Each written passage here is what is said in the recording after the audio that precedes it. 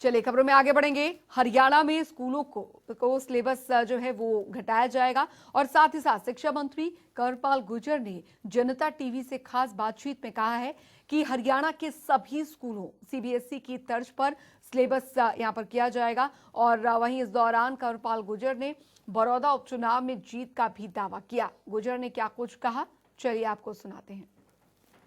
महामारी के चलते इस बार कावड़िए कावड़ नहीं ला सकेंगे और इसी के चलते हरियाणा सरकार ने ये व्यवस्था की है कि हरिद्वार से जो पवित्र गंगा जल है वो हरियाणा में आए। और इसके लिए सरकार ने इंतजाम क्या किया है, इस पर बातचीत करने के लिए मेरे साथ हरियाणा के कैबिनेट मंत्री कंवरपाल गुर्जर हैं। सर, इस बार जो है वो कावड़ नहीं ला सकेंगे, लेकिन गंगा जल लाने के लिए सरकार ने क्या व्यवस्था की है?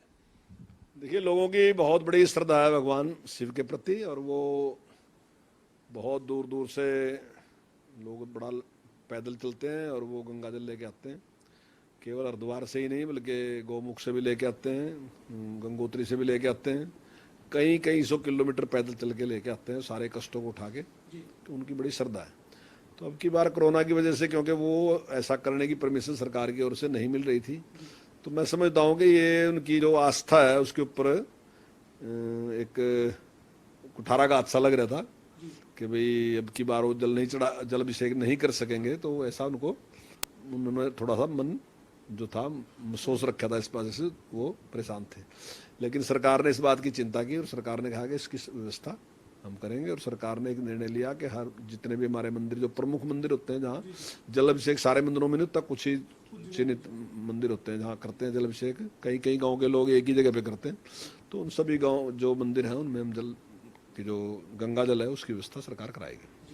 तो इसके साथ ही सर, आपने इस कोरोना की वैश्विक महामारी के चलते जिस तरीके से ये फैसला किया है, वैसे ही अभी स्कूल कॉलेजेस बंद है, लेकिन स्कूल खोलने को लेकर या फिर नई जो गाइडलाइन है वो हालांकि अगस्त तक के लिए, लेकिन आपकी क्या रणनीति है सर? आप क्या मानते हैं कि किस तरह से दोबारा वापस जो है वो बच्चों की एजुकेशन को लेकर काम किया जाए? देखिए, अभी जिस प्रकार की सारे देश में जिस प्रकार की व्यवस्था है, अब अभिभावक भी नहीं चाहते बच्चों को भेजना और सरकार भी इसमें कोई रिस्क नहीं लेना चाहती। लेकिन मैं समझता हूँ कि जो सरकारी स्कूल है ना, जो उनमें उतना रिस्क नहीं है जितना प्राइवेट में है। प्राइवेट में रिस्क बहुत ज़्यादा है, क्योंकि वहाँ कई दूर दूर से बच्चे आते हैं, फिर दूसरा बसों में बच्चे आते हैं या गाड़ियों में बच्चे आते हैं या 3 व्हीलरों में बच्चे आते हैं। तो वो सारे बच्चे इकट्ठे होकर आते हैं वहाँ। उसकी बजाय जो सरकारी स्कूल हैं उनमें इस प्रकार की व्यवस्था है। सरकारी स्कूल में मेरा गांव है, जैसे उस गांव में उसी गांव में स्कूल है, तो सारे बच्चे उसी गांव में से आते हैं, उनको किसी व्हीकल की जरूरत नहीं पड़ती। और हमारा जो +2 तक का स्कूल है उसमें भी लगभग 2-3 गाँव के बच्चे आते हैं, वो भी किसी व्हीकल से नहीं, वो या तो पैदल आते हैं या साइकिल से आते हैं। तो उसमें निर्णय लिया जा सकता है, लेकिन जैसे हमें केंद्र सरकार की तरफ से परमिशन मिलेगी तब हम निश्चित तौर से, हालांकि हमारी तैयारी पूरी है, जैसे ही हमें परमिशन मिलेगी तो हम उसको शुरू करेंगे। लेकिन जो प्राइवेट स्कूल हैं वहाँ हम इस प्रकार का रिस्क अभी नहीं ले सकते अभी।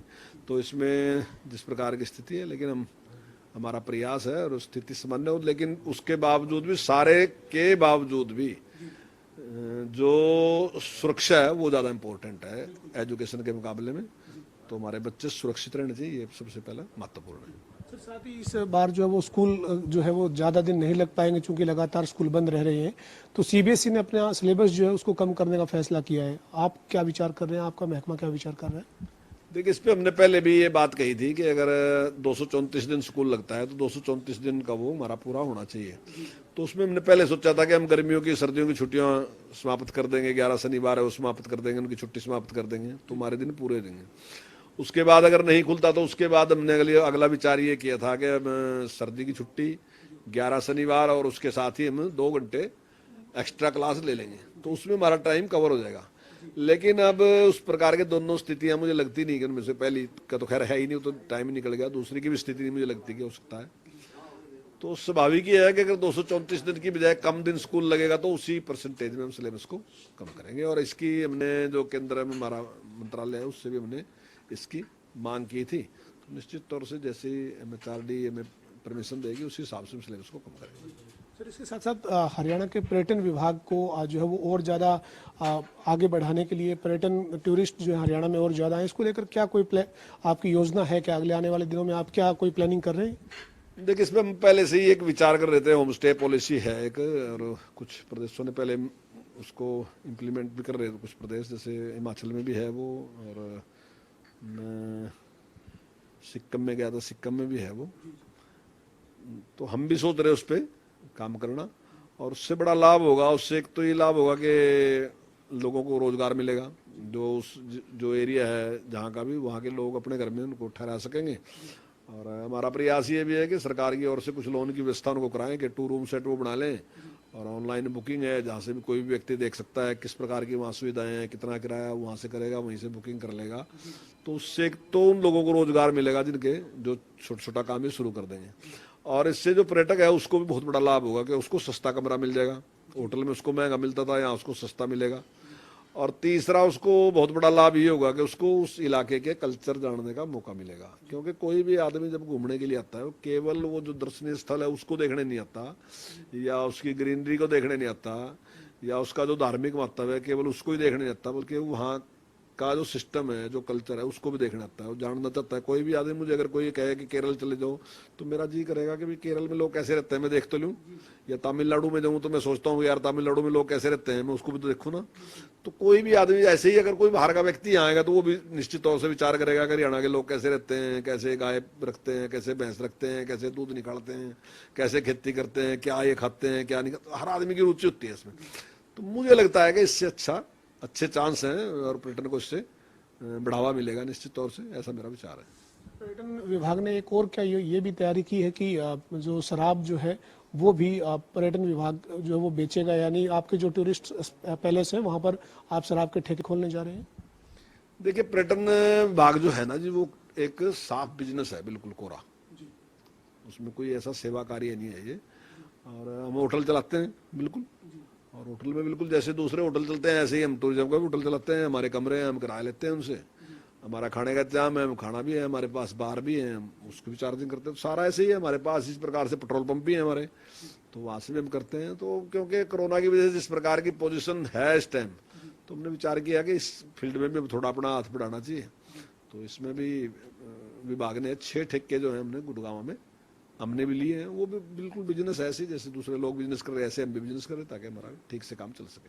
सर, एक अंतिम सवाल है। हरियाणा में इन दिनों राजनीतिक जो है वो उफान है एक तरह से बड़ौदा उपचुनाव को लेकर। हालांकि अभी तक भारत के चुनाव आयोग ने कोई तारीख तय नहीं की है, लेकिन हरियाणा की राजनीति में लगातार इसको लेकर बयानबाजी हो रही है। भूपेंद्र सिंह हुड्डा ने हरियाणा के मुख्यमंत्री मनोहर लाल खट्टर को चुनाव लड़ने की चुनौती दी। सीएम ने कहा कि वो पहले ही जो है वो लड़कर देख चुके हैं। तो ये बड़ौदा के उपचुनाव के जो सीट है उसके ऊपर क्या दावेदारी मानते हैं आप? देखिए, एक एमएलए रहते हुए और उसके बाद दूसरा चुनाव लड़े दूसरा एमएलए बनने के लिए, ऐसा तो ये तो गुण केवल और केवल कांग्रेस के पास है। वो तो ऐसा काम तो केवल कांग्रेस ही कर सकती है कि जो एमएलए है पहले वो फिर दोबारा फिर चुनाव लड़े एमएलए ही बनने के लिए। तो ये तो उनको ही मुबारक हो, वही ऐसा कर सकते हैं। और जहां तक ये ताल ठोकने की बात है, तो ताल तो भी मेरा लगे थोड़े ही दिन है, 8 महीने सारे ही हैं। अभी ताल ठोकी थी, पता ही चल गया किसमें कितना दम है, तो वो सारा सारा पता चल गया। और इस चुनाव में भी जो है निश्चित तौर से भारतीय जनता पार्टी इस चुनाव को जीतेगी। पिछली बार भी हम बहुत थोड़े मार्जिन से वहां से आ रहे थे, और पिछले 5 सालों में जो विकास के काम भारतीय जनता पार्टी ने किए, और इस कार्य हालांकि अब तो कोरोना की वजह से काफी समस्याएं हैं, लेकिन उसके बावजूद भी जिस प्रकार से सारी चीज को कंट्रोल किया, उसकी सब लोगों ने तारीफ की। तो आप हिंदुस्तान के किसी भी स्टेट में चले जाओगे तो वो हर आदमी ये कहेगा कि हरियाणा ने इसको बहुत अच्छे तरीके से टैकल किया है, बहुत तरीके से कंट्रोल किया है। तो हर आदमी इस बात की तारीफ कर रहा है। हमारे पास ही जो दूसरे प्रदेश हैं, दिल्ली है, आप देख ही रहे हैं उनकी क्या हालत है। तो जो काम भारतीय जनता पार्टी ने किया और जिस प्रकार से काम करी, तो निश्चित तौर से जनता जो है भारतीय जनता पार्टी के पक्ष में अपना समर्थन देगी। निश्चित तौर से सीट भारतीय जनता पार्टी जीतेगी। गढ़ माना जाता है सर सोनीपत रोहतक और उस क्षेत्र को भूपेंद्र सिंह हुड्डा का। बड़ौदा सीट भी पिछले लगातार 1.5 दशक से जो है वो कांग्रेस के खाते में जा रही थी। तो इस गढ़ को बड़ौदा को जीत सकते हैं? देखिए, यहाँ पहले किसी का ना किसी का गढ़ था। कभी हरियाणा लोकदल का गढ़ रहा, कभी हरियाणा कांग्रेस का गढ़ रहा। कुछ एरिया ऐसे थे जो कांग्रेस का गढ़ थे, कोई लोकदल का गढ़ थे। हमारे तो गढ़ थे नहीं, तो हमारे गढ़ तो अभी बने ना जी। अभी लोगों ने हमारा काम देखा, और अभी जब हमारा काम देखा पिछले 5 साल में, तो लोगों ने दोबारा फिर हमारे ऊपर ही विश्वास व्यक्त किया। और ये विश्वास व्यक्त कोई छोटा मोटा विश्वास व्यक्त नहीं किया। अगर आप 1970 से लेकर और आज तक के चुनाव देखोगे, ऐसा विश्वास व्यक्त कभी भी किसी भी सरकार के प्रति आज तक किसी भी टाइम में जनता ने नहीं किया जैसा विश्वास अब की बार व्यक्त किया।